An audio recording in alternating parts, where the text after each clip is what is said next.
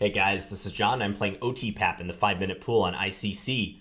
Last game of the session, like I said, let's make it a good one. So, knight f6. I'm going to take this pawn on c4. This is a line I've played numerous times with both pieces, although not much lately, I gotta confess. So usually you want to play a5 in response to that. Let's go g6. We're going to let him take the pawn back on c4 because it is a little dangerous if you try to keep that pawn. Just play bishop g7. Bishop e6 is another move I played in the past there. But just going to develop.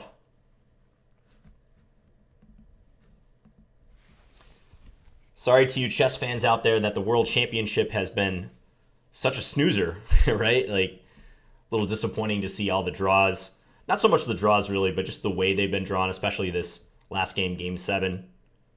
Almost a completely bloodless game. So queen back to c2. Okay, I think just castles here. So white has one extra central pawn, but black has an extremely solid structure. I think I'm going to play bishop g4. Or do I want to maneuver my knight first? I've got options. Let's play bishop g4. He can play bishop e3 just to support d4, but I think I want my bishop off this square. If he goes knight e5, I am going to play the bishop back to e6, just for the moment, kind of wait and see. That invites a repetition, but we'll find out if he wants to do that. Okay, so here, I have an interesting option in taking and then playing e5.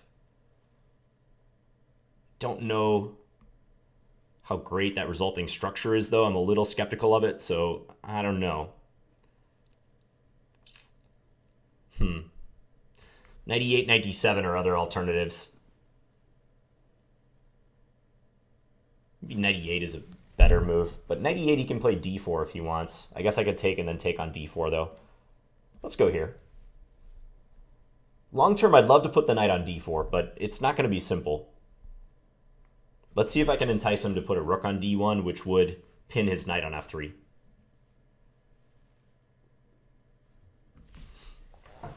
I am Otipap, not familiar with this player.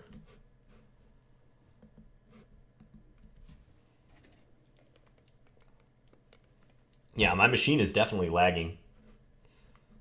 See this? It just froze up again. Ever since I updated to Windows 10, it's been doing this. I do not like it. So if you haven't updated to Windows 10 yet, be advised. It's nothing but trouble. I'm just stuck right now. I can't make a move or do anything. Oh, there we go. Okay. So he played h3. I think I should take. Let's do that. So I can clamp down on e5, but if I play e5, he is going to go bishop c5 most likely. So I think I should play this move instead. Yeah. Slightly different way of controlling the d4 square, but trying to get this move in and plant the knight here, or maybe even the bishop into d4. He could play bishop g4 right now, but I think I just chase him with h5 if he does that.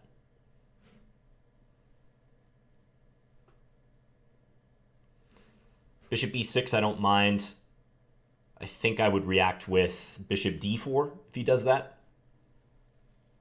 Inviting him to take on c7. That would be an opposite color bishop position, but a favorable one to black because of white's bad pawns on e4 and d3, blocking his light score bishop. So I feel like I'm coordinating well now. Yeah, queen b3, that's probably a good move on his part. Rook b8. Yeah, let's just do that. Bishop a7. Oversight by me. Might win him the exchange. Or the b pawn. Might sacrifice the exchange here, actually. Knight e6. Let's do it. So I'm going to let him take here, but I do get to install my knight on the d4 square, which looks pretty darn nice. Do I play it right away or take first? Let's take first. We'll just be flexible. I don't have to play knight d4 yet. Now let's go here. So I'm banking on my dark square control as compensation. I should have seen bishop a7, though, a couple moves ago. That was sloppy on my part. Okay, rook there. So queen here, maybe? With ideas of knight c5. Yeah, let's try that.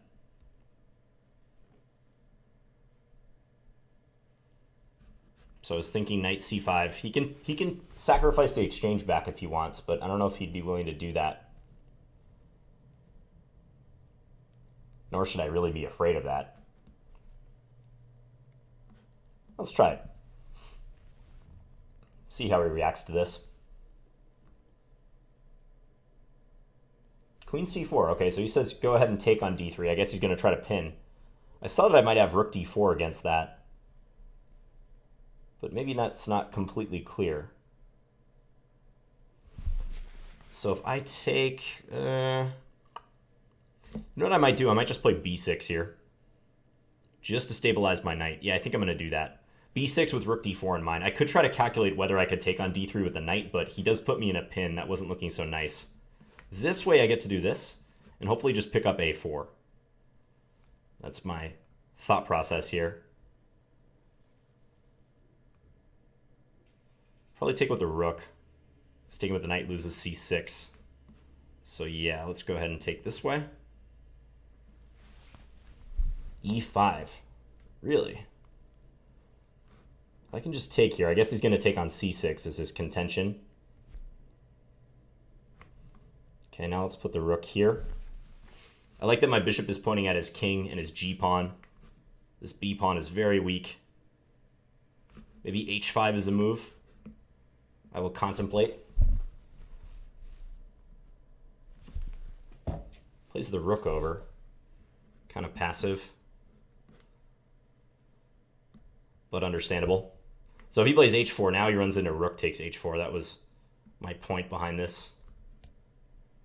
Go pick up a valuable pawn, then come back here, harass this guy. Nice position for black. I've reestablished material equality.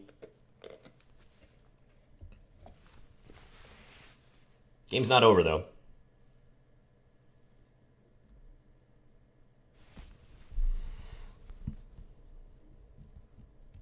If you're white, you'd love to do something active here, but it's hard to suggest what that could be for him. I've got a mind to play h4 now, just to weaken his position further. Yeah, let's do that. Now if he plays something... Okay, he's going to do that one. Queen here looks good. Defending the bishop, hitting that bishop with tempo, and hopefully just take on g3 next move. Queen f3. Creative. Knight e6 maybe? Yeah, let's try that. Idea knight g5. So his point was that if I took on g3, f7 would be loose. I think is what he was going for there.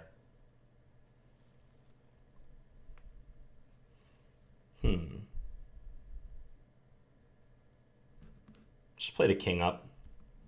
This seems sensible. You can play the bishop to c4, but I think I get knight g5 in then. Let's take here now. If he takes c7, I can take with the knight, attacking his bishop. So I should be up a couple valuable pawns coming up here. He just takes. Okay, so I thought I could take here in this case. Don't see any reason why that wouldn't apply.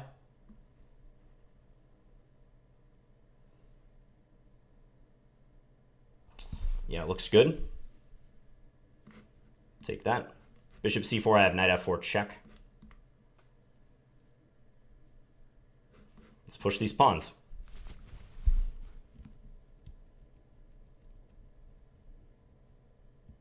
e4 check is a threat. I can also just take here, I guess. Let's do that. Threatening the rook, threatening the bishop. He's losing all his pawns. Check and then go take the bishop next move. Yeah, and he resigned. Okay, so the reason why I got compensation there was twofold. One, I had really good play on the dark squares. And two, he had pawn weaknesses and I didn't. So I had the more compact pawn formation. That said, I backed into that totally. Missed bishop a7. Felt like my best chance was to just sacrifice the exchange. It worked out, but I wish it didn't go down like that. So in this position right here, when he played queen b3 attacking the pawn, Just missed bishop a7. Saw it right after I moved. Rook b8 and boom. And I feel like sacking the exchange is probably the right call because if I play the rook away, rook a8 or rook c8, he just wins b7, queen takes b7, and his queen and his bishop are far flung. Maybe I could take on d3 or something after that, like say rook d8, rook c8 rather, queen takes b7, queen takes d3. Actually, maybe that's a decent option. But it felt like with the game opening up, white's bishop pair would be felt. And sometimes when you're surprised like that, it's good to play a move that reverses the trend of the game. Like your opponent's probably already getting excited after a move like bishop a7. He knows he's going to win something. So when you just calmly play this and the excitement of winning the exchange wears off for white, he realizes that, hey, maybe black has some compensation here. I don't think it should be full compensation. I think if white's better, it's probably only very slightly, but it's an advantage, I would bet. That'll be interesting to see what the computer says here, actually. Like, if I were to put a number on this, I would say the computer's going to give white an advantage somewhere in the range of like 0.25 to 0.5. So a quarter to a half pawn. Let's actually see here. That was pretty close. Almost smack dab in the middle of that. Yeah, like let's call it 4/10 of a pawn. So given that black is down 2 points of material, that's an acknowledgement from the engine that black has compensation. Because otherwise it would just say +2. White would be much, much better. But yeah, the play on the dark squares is appreciable here. That backward d3 pawn, if I get to plant a piece immediately in front of it, like knight or bishop on d4, especially knight, then white finds it difficult to move. This bishop has a tough time finding any meaningful targets. There's no weak pawns he can really attack. a5 is maybe my weakest pawn, but even that is difficult for him to attack. So this was, an opportunistic sacrifice by me, but yeah, I see the computer even prefers a different move, rook a8. What if there's some tactical reason for that? Rook a8, queen takes b7. Again, I could play queen takes d3, but is there something better? Trying to find it. Let's see, actually. So let me just go back here. So as I mentioned, black should not strive to hold on to this pawn, in my opinion, in this line. You make white work for it. So white has to play queen c2 and knight a3, but this is usually a good moment for black to try to give the pawn away. I mean, you can try to play queen d5 or bishop e6 here, but in my experience, it's better just to pump the pawn and get on with development. Yeah, and maybe I should play knight d5 right here. Maybe I should move the knight and send it off to b4 in advance of white playing e4 and denying me the use of the d5 square. It's possible that that's the best play. Yeah, knight e8. Okay, so I was talking about how I wanted to move this knight now. Knight d7 didn't appeal to me as much because it just seems like after d4 he's denying me these natural squares. I don't like that. Whereas after knight e8, if he plays d4, I think I can get away with this and then bishop takes d4. And if he pins me, let's say rook a d1, I have e5 or c5 to support it, probably e5. Black remains up a pawn for the time being. So as played, he plays h3. We get this trade, knight c7. So yeah, I'm trying to do this old maneuver. Queen b3 is a good move. If you're white here, you don't want to play some lackadaisical move, because if you do, you could just wind up worse in a hot second. Like, say, rook fd1, knight e6. I think definitely black's better. Again, if I get this move in, like, let's just make another standard-looking move. If this sort of thing happens, this is sort of like the game, except I'm not down any material. This bishop is better than that bishop. It has a stable post, targets on f2, b2. These pawns are stuck in the middle of the board. My structure on the queen side could be mobile in the future. Yeah, clear advantage black, easy position to play. So queen b3 creates some problems here. So if rook b8 is not a mistake, then what did I miss after bishop a7? Why is the computer liking rook a8 so much? And then saying white should go back. So if take, knight e6.